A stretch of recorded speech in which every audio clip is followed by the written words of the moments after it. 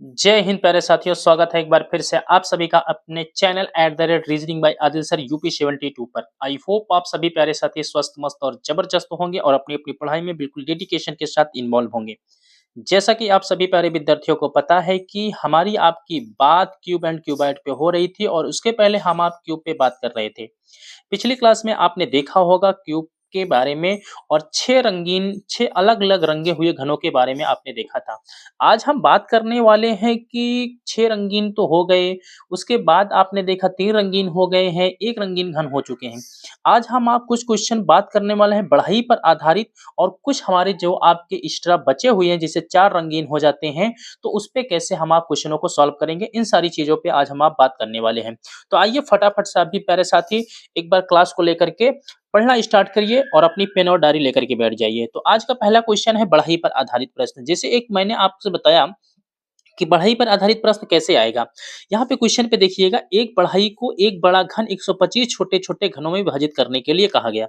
लेकिन वह उसे भूलवश के कारण 216 छोटे-छोटे घनों में विभाजित कर दिया, जिससे उसे 30 रुपया अतिरिक्त मजदूरी मजदूरी प्राप्त होती है। तो उसकी अतिरिक्त मजदूरी क्या होगी? ठीक है ना? तो अतिरिक्त मजदूरी क्या होगी? उसकी वर्तमान मजदूरी नहीं पूछी। 30 रुपया अतिरिक्त मजदूरी प्राप्त होता है, तो उसकी वर्तमान मजदूरी क्या होगी? इसमें क्वेश्चन पूछ सकता है कि उसकी वर्तमान मजदूरी क्या हो सकती है? या फिर उसका अर्थ इसमें ये पूछ सकता है कि यहाँ पे देखिए अतिरिक्त मजदूरी तो दिया है, अतिरिक्त मजदूरी नहीं पूछेगा। इसकी पूछेगा वर्तमान मजदूरी क्या है, वास्तविक मजदूरी क्या है, ठीक है ना? तो यहाँ पे हम आप वर्तमान मजदूरी निकाल लेते हैं। यहाँ पे हम कह सकते हैं वास्तविक मजदूरी, अतिरिक्त नहीं हो यहाँ पे होना चाहिए वास्तविक मजदूरी, वास्तविक मजदूरी। तो उसकी वास्तविक मजदूरी क्या है, ठीक है ना? उसकी वास्तविक मजदूरी क्या है? तो आइए फटाफट हम आप यहाँ पे सॉल्व करने की कोशिश करते हैं। देखिए पहले इस क्वेश्चन के अर्थ को समझने की कोशिश करिएगा। क्वेश्चन का अर्थ ये हो रहा है कि जैसे आप अपने आस-पास से किसी बढ़ई को एक घन काटने के लिए कहते हैं, तो बढ़ई बोलता है मैं 1 घन काटने का 5 रुपया लूँगा। तो आपने कहा ठीक है, आप उसको एक बड़ी-सी लकड़ी दे कर के चले जाते हैं और कहते हैं कि इसे 125 छोटे-छोटे घन बना दीजिए। अब अगर वो 125 छोटे-छोटे घन बनाएगा तो बात समझने की कोशिश करिएगा। अगर 125 बनाएगा तो 1 का 5 रुपया लेगा तो यहाँ पे हो जाएगा आपका ₹625 उसे मिलेगा ₹625 लेकिन बढ़ई थोड़ा-सा दिमाग लगाता है, कहता है कि अगर मैं इसको काटूँगा तो मुझे ₹625 बनेगा। तो वो क्या करता है इस घन की साइज़ को छोटा कर देता है और इससे जो है उसी उतनी लकड़ी में 216 छोटे-छोटे घन बना देता है। अब 216 जो छोटे-छोटे घन बना देगा तो 1 का कितना हो जाएगा ₹5 हो जाएगा, 5 छंग 30 हो जाएगा, 0 हो जाएगा, 5 एका नम 5 3 8 हो जाएगा, 5 दूनी 10 ₹1080 मिल जाएगा। 1000 कितना रुपया मिल जाएगा? ₹80 मिल जाएगा। जहाँ उसे मिलना चाहिए था ₹625 अब उसे मिल रहा है 1080 रुपया। अब ₹1080 मिल रहा है तो इसका मतलब ये हो जा रहा है कि ये जो एक्स्ट्रा मज़दूरी प्राप्त कर रहा है 625 से अधिक जो प्राप्त कर रहा है, इसका अर्थ ये हो जाएगा कि इसकी वर्तमान मज़दूरी हो जाएगी।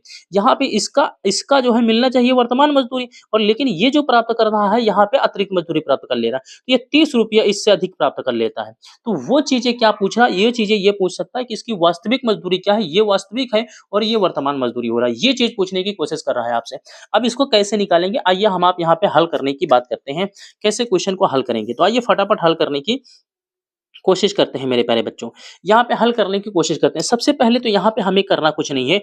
यहाँ पे देखिएगा आपको मैंने बताया है कि n का मान निकालना है। तो n इज़ इक्वल टू होता है 3 अंडर रूट यहाँ पे छोटे घनों की संख्या, छोटे घनों की संख्या 125 दिया है। इसी प्रकार से हम यहाँ पे निकालेंगे n is equal to 3 under root कितने का? 216 का, 216 का। तो आप कह सकते हो n की जो वैल्यू आएगी, n की वैल्यू यहाँ पे 5 हो जाएगी। n की वैल्यू जो हो जाएगी 5 हो जाएगी। n की वैल्यू 5 हो जाएगी। n की वैल्यू कितनी हो जाएगी? 5 हो जाएगी। n की वैल्यू कितनी हो जाएगी? 5 हो जाएगी। इसी प्रकार से यहाँ पे भी आप देख रहे हैं कि n की जो वैल्यू हो जाएगी 8 हो जाएगी। n की वैल्यू जो हो जाएगी यहाँ पे 6 हो जाएगी। n की वैल्यू कितनी हो जाएगी? 6 हो जाएगी। देखिए एक में n की वैल्यू 6 हो जाएगी, एक में n की वैल्यू यहाँ पे चलिए, तो यहाँ पे हम आप n की वैल्यू 5 n की वैल्यू 6 हो गई। 2 वैल्यू प्राप्त हो चुकी है। अब यहाँ पे एक वैल्यू 6 है, एक वैल्यू 5 है। अब यहाँ पे आपको पहले भी बता चुका हूँ, चाकू चलाने की आवश्यकता, बड़े घन को काटने की आवश्यकता, ठीक है ना? चाकू चलाने की या बड़े घन को काटने की आवश्यकता। मैं कह सकता हूँ बड़े बड़े बड़े घन को काटने की आवश्यकता, बड़े घन को काटने की आवश्यकता बड़े घन को काटने की आवश्यकता आवश्यकता, ठीक है ना? तो यहाँ पे इसी प्रकार से यहाँ पे देखेंगे, इसका फ़ॉर्मूला क्या होता है? n-1 इंटू 3 का होता है, इसी प्रकार से यहाँ पे भी होता है n-1 इंटू 3 का होता है, n-1 इंटू 3 होता है। अब यहाँ पे देखेंगे n की वैल्यू कितनी है 5 है, तो हमने कहा 5-1 इंटू कितने का 3 का। इधर मैं देखूं यहाँ पे n की वैल्यू कितनी है 6-1 इंटू 3 का। अब अगर यहाँ पे जो आरी चलाएगा यहाँ पे हो जाएगा 4 तिहाई, यहाँ पे हो जाएगा प्यारे बच्चों 12 बार, और यहाँ पे कितना हो जाएगा 5 तिहाई 15 बार हो जाएगा। यहाँ पे 12 बार आरी चलेगी और यहाँ पे कितनी बार चलेगी 15 बार चलेगी, तो यहाँ 12 बार और यहाँ पे कितनी बार 15 बार। कितना अगर वो 12 बार आरी चलाता तो उससे जो है 125 छोटे-छोटे घनों में विभाजित करते हैं, लेकिन वो 15 बार जब आरी चलाया तो वो जो है 216 छोटे-छोटे घनों में विभाजित कर दिया। अब इसका अर्थ हो जा रहा है कितनी बार अतिरिक्त आरी चलाया, मैं कह सकता हूँ यहाँ पे 3 बार अतिरिक्त आरी चलाया, 3 बार अतिरिक्त आरी चलाया, अतिरिक्त काटा, 3 बार अतिरिक्त काटा, 3 बार अतिरिक्त बराबर यहाँ पे आपके कितने रुपया अतिरिक्त दिया है 30 रुपया, 3 बार अतिरिक्त बराबर यहाँ पे दिया है 30 रुपया, कितना दिया है 30 रुपया। तो एक बराबर कितना हो जाएगा, एक यूनिट बराबर या एक बराबर एक बार बराबर कितना हो जाएगा, एक बार बराबर यहाँ पे इसको काटेंगे 3 दहम में 30 हो जाएगा, तो कितना हो जाएगा रुपए 10 हो जाएगा, रुपए कितना हो जाएगा 10 हो जाएगा, कितना हो जाएगा 10 हो जाएगा। तो यहाँ पे वर्तमान में कितनी, ये कितनी है वास्तविक मजदूरी, तो वास्तविक में कितना चलाया था, तो ये वास्तविक हो जाएगा, मैं कह सकता हूँ यहाँ पे वास्तविक मजदूरी ये हो जाएगी वास्तविक मजदूरी, वास्तविक मजदूरी हो जाएगी, वास्तविक मजदूरी हो जाएगी। 1 का मान 10 के तो 12 का मान कितना हो जाएगा, 12 दहम में कितने का 100 रुपए 120 हो जाएगा, रुपए कितना हो जाएगा 120 हो जाएगा। इसी प्रकार से यहाँ पे आप देखेंगे, यहाँ पे जो है हम कह सकते हैं ये हमारी क्या है, ये वर्तमान मजदूरी है, ये क्या है वर्तमान मजदूरी है, ये क्या है वर्तमान मजदूरी है, ये वर्तमान मजदूरी है। तो 1 का मान यहाँ पे 10 के तो यहाँ पे 15 का मान कितना हो जाएगा, 15 दहम में कितना हो जाएगा रुपए 150 हो जाएगा, रुपए 150 हो जाएगा। अब यहाँ पे आपको देखना है कि क्वेश्चन में क्या पूछा है, क्वेश्चन में क्या पूछा है वास्तविक मजदूरी पूछा है, तो वास्तविक मजदूरी आपका 120 रुपए हो जाएगा। अगर आपसे क्वेश्चन पूछता वर्तमान मजदूरी तो वर्तमान मजदूरी 150 रुपया, 120 से 150 कितना अधिक है, तो आप कहोगे 30 रुपया अधिक होना चाहिए, यहाँ से 30 रुपया अधिक नहीं, 120 150 30 रुपया अधिक है, इसका अर्थ हो जाएगा कि आपका क्वेश्चन का आंसर जो आया है वो सही है।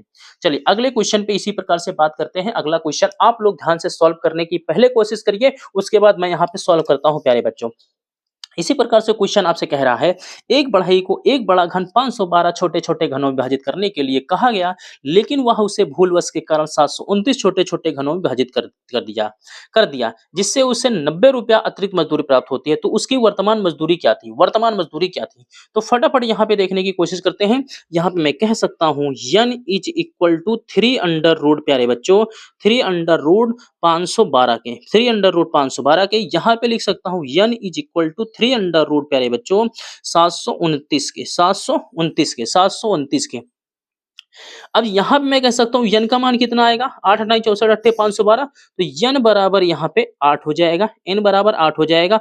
और यहाँ पे देखेंगे तो n बराबर 9 9 81 9 729 हो जाएगा, n का मान कितना हो जाएगा 9 हो जाएगा।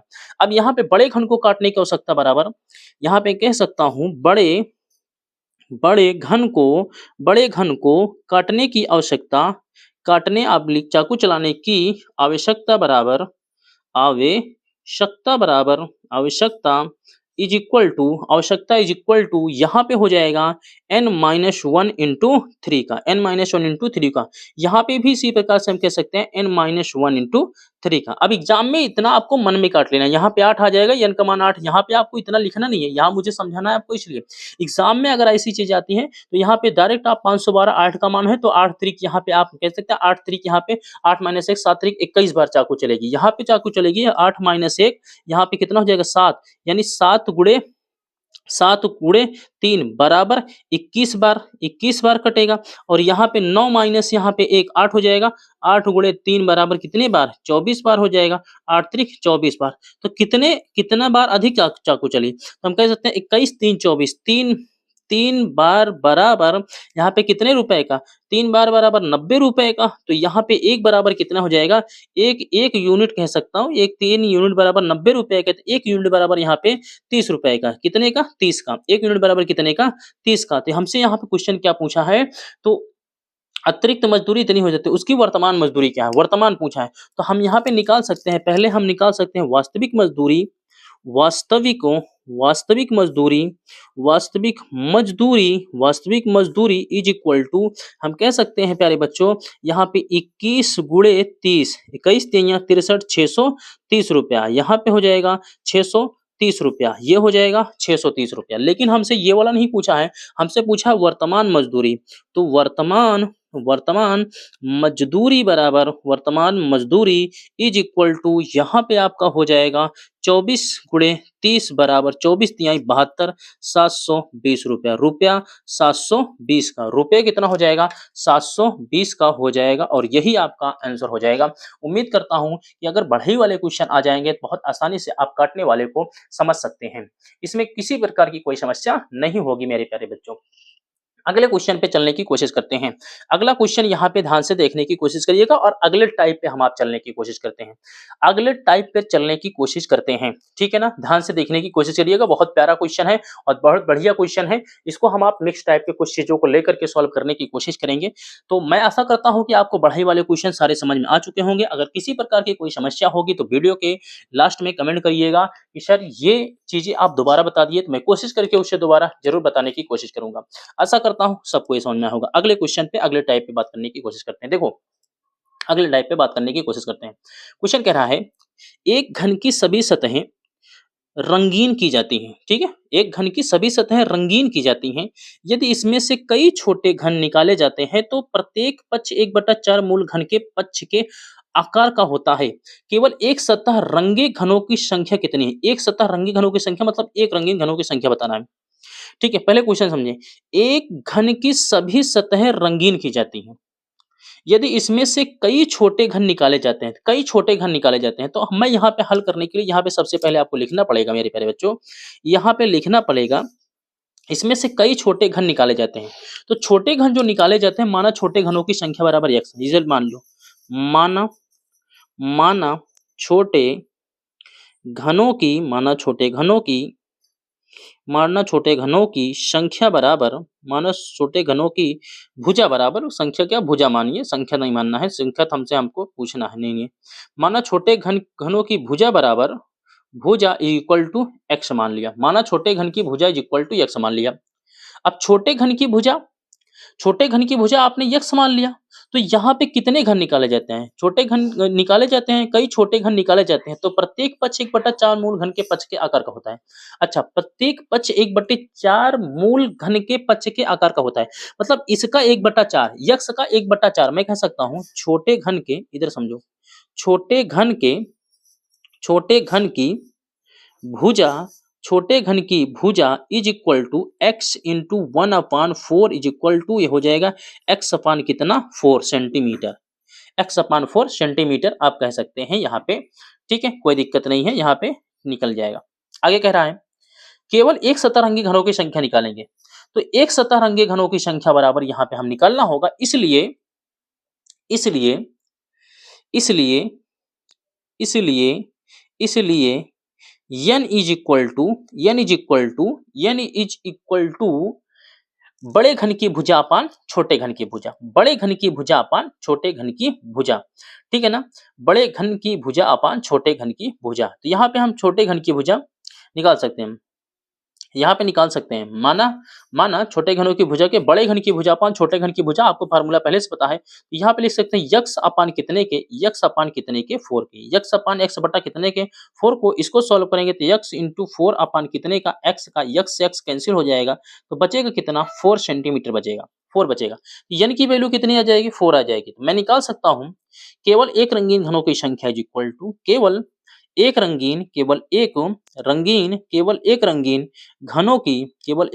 घनों की संख्या बराबर, केवल एक रंगीन घनों की संख्या बराबर n-2 का होल स्क्वायर इंटू 6 का, n का मान कितना है 4 है, तो 4 माइनस 2 का होल स्क्वायर इंटू 6 के 4 माइनस 2 यानी 2 बचेगा, 2 का स्क्वायर 4 हो जाएगा, 4 गुणे 6 बराबर कितने के 24 के। तो केवल एक रंगीन घनों की संख्या जो यहाँ पे आंसर आएगा वो 24 हो जाएगा। केवल एक रंगीन घनों की संख्या प्यारे बच्चों 24 हो जाएगी। आशा करता हूं कि इतनी बात आपको ऑलरेडी समझ में आ चुकी होगी, इसमें किसी प्रकार की कोई समस्या नहीं होगी।